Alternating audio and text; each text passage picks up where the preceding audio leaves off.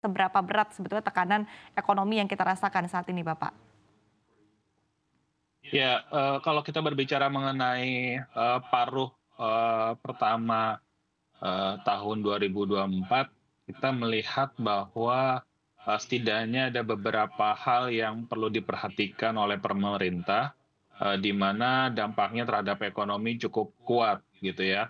Pertama terkait dengan pelemahan daya beli masyarakat yang, kita tahu bahwa di awal tahun, inflasi itu sudah cukup, tinggi begitu ya. Dan, masuk ke dalam bulan Ramadan dan juga Lebaran, tekanan terhadap inflasi ini masih belum cukup menurun begitu.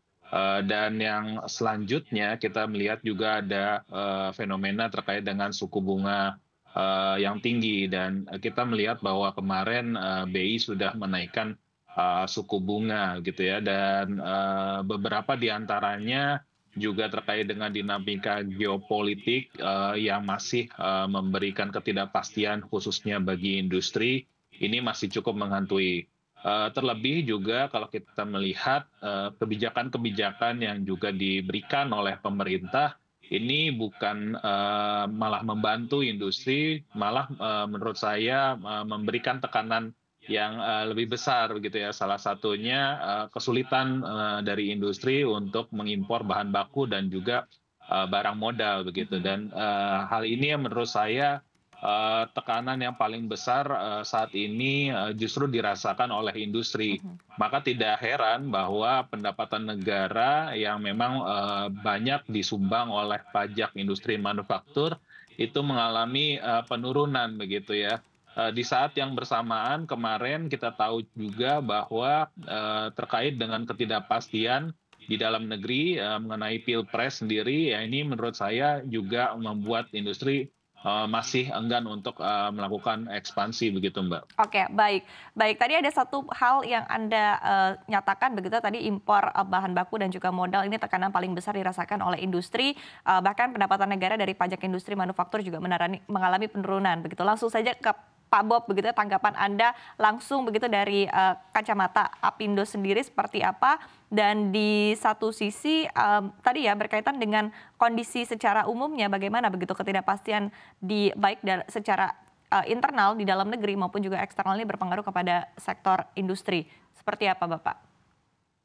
Ya saya setuju ya sampaikan Pak Andri tadi ya, kita di dunia usaha ini babak belur gitu ya. Karena sebenarnya kan ekonomi dunia kita sudah mengantisipasi ya bahwa akan mengalami pelemahan, kemudian juga domestik ya. Tapi di lain sisi juga seperti Pak Andri bilang, kita juga mengalami kesulitan yang sifatnya teknis gitu loh, yang mestinya bisa kita hindari, yaitu import bahan baku yang tertahan.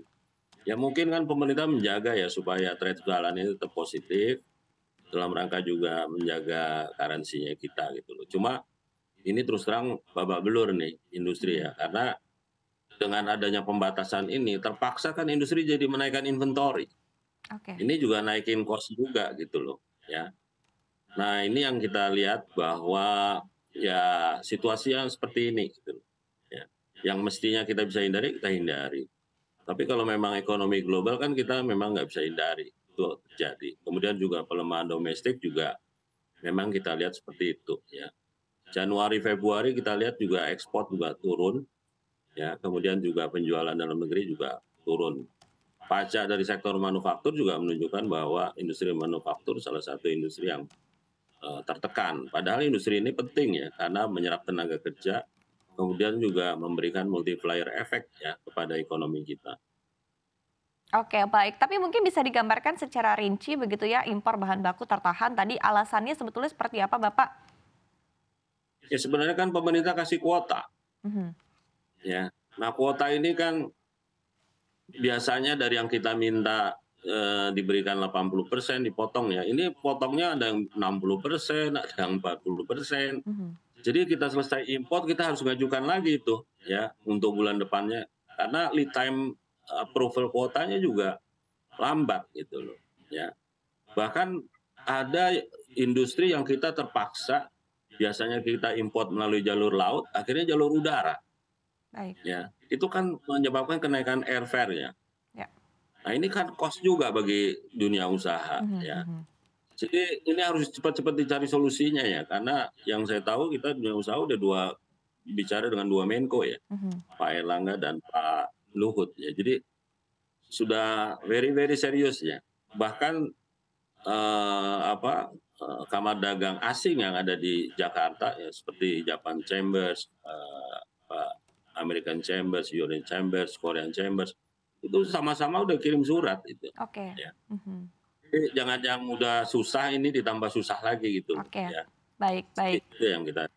Baik, tadi permasalahan teknis di lapangan begitu ya. Kemudian dari Pak Andri mungkin ada sendiri ada tanggapan tadi berkaitan dengan kondisi ini. Kemudian di satu sisi juga kalau kita lihat tampaknya tantangan bagi dunia usaha ini juga lebih lagi begitu, utamanya juga yang bertumpu kepada bahan baku impor begitu. Karena kita bisa melihat pelemahan rupiah ataupun juga penguatan dolar ini cukup signifikan membuat rupiah akhirnya bergerak melemah. Seperti apa? Akhirnya ini menambah beban kepada dunia industri, Pak Andri. Ya, kalau kita melihat memang sebetulnya seperti yang tadi disampaikan oleh Pak Bob bahwa tekanan global kita tidak bisa mengintervensi begitu ya. Bagaimana inflasi di US cukup tinggi sehingga suku bunga tidak diturunkan oleh The Fed dan pada hari ini BI seperti maju kena mundur kena begitu ya sehingga menaikkan suku bunga hingga 6,25%. Ini salah satu hal yang memang didorong agar pelemahan dari rupiah tidak cukup dalam dan bisa menahan capital outflow. Dan kalau saya melihat bahwa tekanan dari global ini tidak perlu ditambah lagi begitu ya dari kebijakan-kebijakan pemerintah yang tentu lebih pada arah kepada populis gitu ya. Jadi kalau saya bisa mengatakan bahwa kebijakan pemerintah ini cenderung ingin menahan agar surplus neraca perdagangan tetap tinggi begitu ya. Mhm. Tetapi tidak dilihat begitu ya bahwa impor dari bahan baku dan juga impor dari barang modal ini mencerminkan bagaimana industri itu bergerak begitu. Pertumbuhan dari keduanya tentu memberikan indikasi bahwa industri itu sebetulnya melakukan produksi di dalam negeri. Dan tentunya kalau hanya dibatasi untuk barang konsumsi, saya rasa tidak ada masalah. Tetapi ini malah barang-barang yang sifatnya cukup esensial. Belum lagi kalau kita berbicara mengenai persyaratan terkait dengan tadi ya yang disampaikan oleh Pak Bob bahwa industri harus memberikan rencana impornya mereka kepada pemerintah. Nah ini kan sebetulnya juga terlalu rigid dan juga Mhm. terlalu spesifik begitu. Dan saya yakin bahwa perusahaan juga sulit untuk memberikan apa terkait dengan izin impornya ke depan gitu ya, rencana impornya ke depan dan banyak sekali permasalahan yang terkait misalnya ada ketidakpercayaan gitu ya oleh industri kepada pemerintah manakala izin impornya bisa jadi dilihat oleh industri yang lain begitu dan ini Mhm. juga menurut saya menggambarkan bahwa yang kita tahu bahwa pemerintah sampai dengan saat ini tidak memfokuskan bagaimana neraca perdagangan itu bisa kita gerakkan dari sisi ekspor gitu ya. Jadi Baik.